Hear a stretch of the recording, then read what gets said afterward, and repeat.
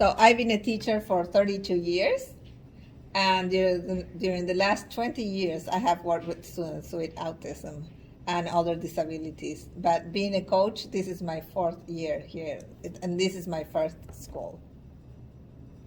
Yes. Okay, and what is a autism coach? Um, an autism coach supports all the teachers at the school who works with students with autism. It could be in the GenEd program or in the autism programs, like K through fifth. Now, if there are autism programs like for pre-K students, I will also support those classes. What are some of your duties in supporting students with disabilities? It's not just support in the classroom with the activities that they do or the behavior problems they may have. It's also creating systems before the school year starts, working with the teachers on what's called the autism classroom standards. We create, every teacher has a different system in their classrooms, but they all follow the same standards. Okay. And I guide the teachers so they all have all those standards covered. I also work with the parents, and I do IEP meetings, which is individual education plans. Yes. What percentage of students currently enrolled have been identified as having a learning disability? Horizon Elementary has a population of 600 students. Out of those 600 students, about 200 students have an individual education plan because they have different disabilities. It could be a learning disability, it could be autism, or it could be a speech impediment, a communication disability. So 200 of those students have a disability, so that's about 10% Of the of the, no, that's 20%. But my support and guide, oh, well, that's the next question. So we raise that part. Yeah, that's okay. What percentage of these students require your support and guidance? Out of the 200 students with an IEP, 120 have autism. So that's like 11% of the population requires my support. But because what I do is very related to behavior, I do support other students like that do not have autism. Right. But still have an IEP And plan yes, in or, place. or not. Or I do a lot of behavior rejection. Okay. Yes. Thank you. Okay. Are you aware of the No Child Left Behind Act? If you know about it, what can you tell me about this act and how it affected students with disabilities? Okay. So the No Child Left Behind Act was born out of the parents' concerns for the kids' education. Like parents were paying taxes and their kids were not getting educated. So they fought for their kids to learn not to read but to learn something because they can all learn. So out of that act also came like the least restrictive environment, which is the part I like the most, because all the students, even if they have a disability, they can have the opportunity to be in a classroom setting with peers who do not have the disability. So you want to ask me another question, like, because you don't have to stick to this. Like, I know that you can like change this, so I'm gonna speak. Like, if you have something that I said before that you want me to repeat, you can ask me the question and Oh I will yeah, say sure, it. sure.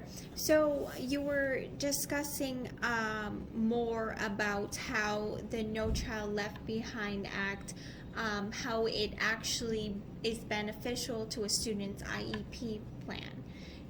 Can you mention how does it positively affect the students? You were telling me how there's certain checklist. Oh, okay. So you're talking about, oh, because we were saying that there is like the assessments you don't like. Yes. Okay. So how can we get there from the, that doesn't come out of the No. No Child Left Behind. I think that every law is done by a lawmaker out of the concerns that the population have and the problems that they see around them. Like for a law to be made, like it about kids with disability or any law, there has to be a concern and somebody complaining about something, like a lot of people complaining about the same thing.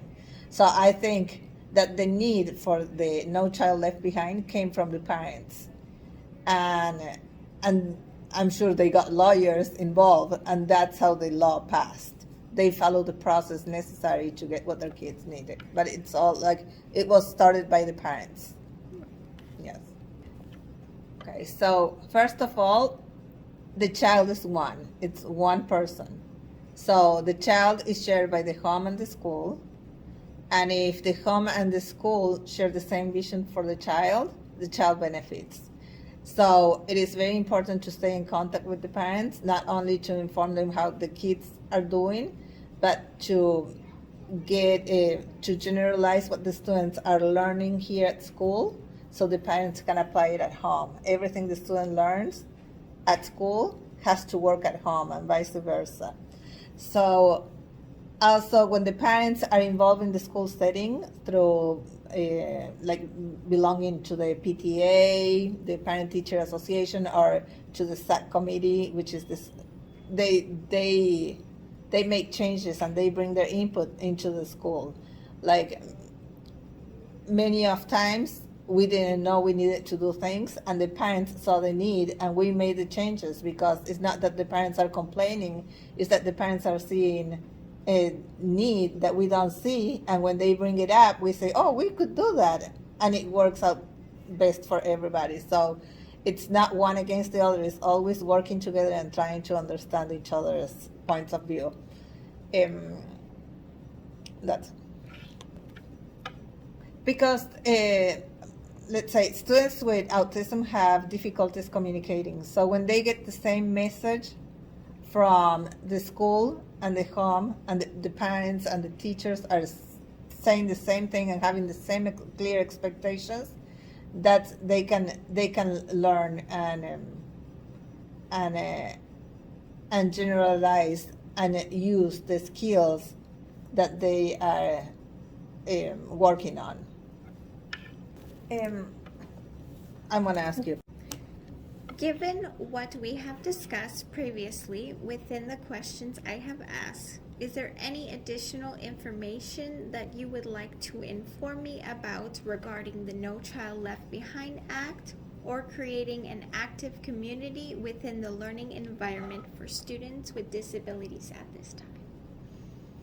I believe that the No Child Left Behind Act helped create the structure that every school system has at this time in the United States.